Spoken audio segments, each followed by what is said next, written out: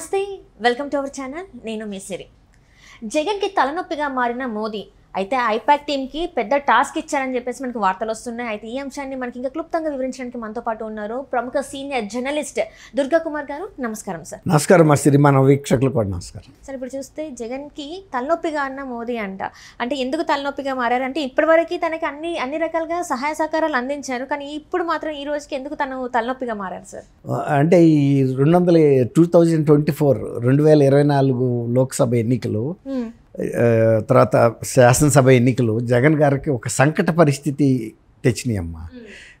మోడీ గారితో ఆయన గత 5 ఏళ్ల పాటు అంటకాగాడు. మోడీ గారు ఒక తండ్రిలాగా ఈయన ఒక దత్తపుత్రుల్లాగా పరిపాలన 3 పువ్వులు 6 కాయలుగా సాగిపోయింది. ఏ విషయం కూడా నోరు తెరిచి అడగకముందే ఆయన వైపు నుంచి సహాయం అందింది.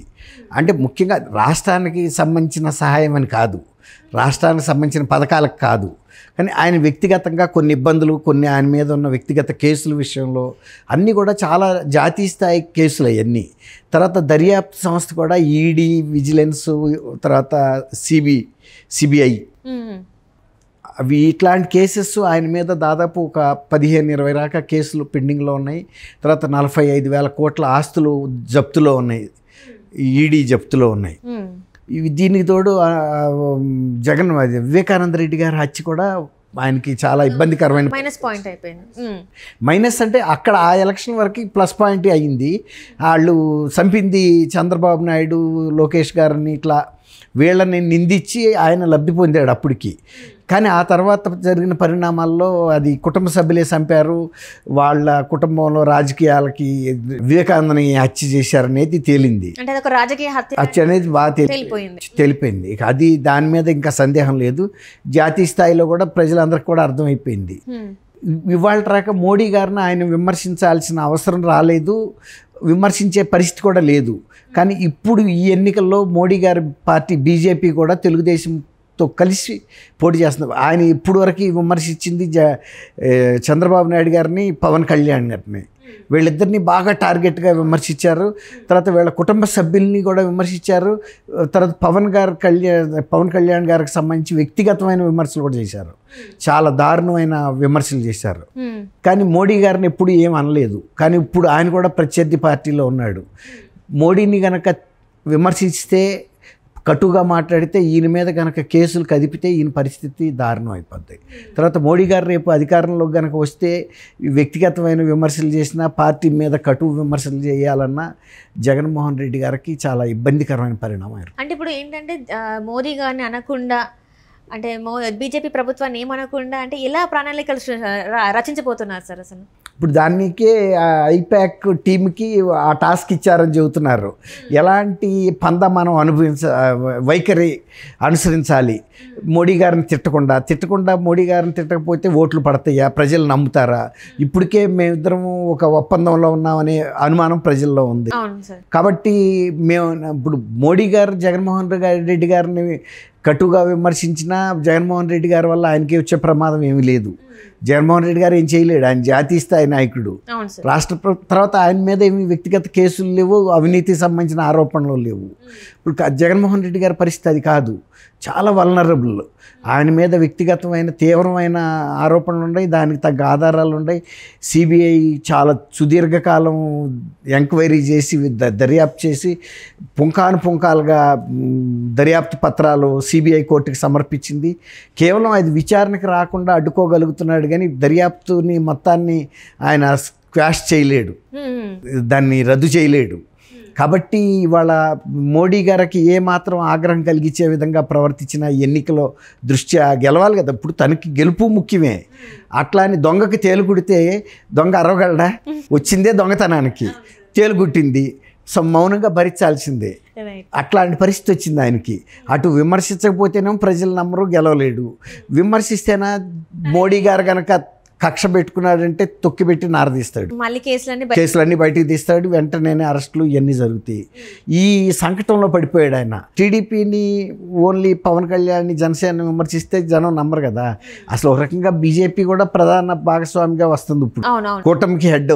ఎందుకంటే ఎన్డీఏలో మెయిన్ భాగస్వామి యూపీఏలో తనే మెయిన్ భాగస్వామి కాబట్టి వాళ్ళ ఆయనకు ఒక ఇబ్బందికరమైన పరిస్థితి. ఎట్లా మోడీ గారిని విమర్శించకుండా మనం ఈ ఎన్నికలను ఎదుర్కోవాలి అంటే ముందు చూస్తే నువ్వు వెనక చూస్తే గొయ్యి అలాగా అయిపోయింది మన జగన్ గారి పరిస్థితి. ఎగ్జాక్ట్లీ. అంటే ఇప్పుడు అతన్ని మోడీ గారు ఏం చేయలేదని చెప్పడానికి లేదు, అట్లానే ఈ తనకి వత్తాసు పలికిన ఇక్కడ జగన్ మన జనాల నుంచి వ్యతిరేకత వస్తుంది.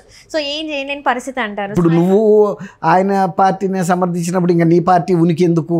ఇప్పుడు ఆయన ప్రత్యామ్నాయంగా నువ్వు ఏం చేస్తావో చెప్పాలి. యూపీఏ నువ్వు అదే బీజేపీని ఏమి అనలేని పరిస్థితిలో ఓటర్ల దగ్గరికి వెళ్తే సప్పగా ఉంటుంది, ఉప్పు లేని కూరలాగానే ఉంటుంది. కాబట్టి ఇవాళ ఆయన ఆ టాస్క్ని వీళ్ళకి ఇచ్చాడు, ఐపాక్ టీమ్కి.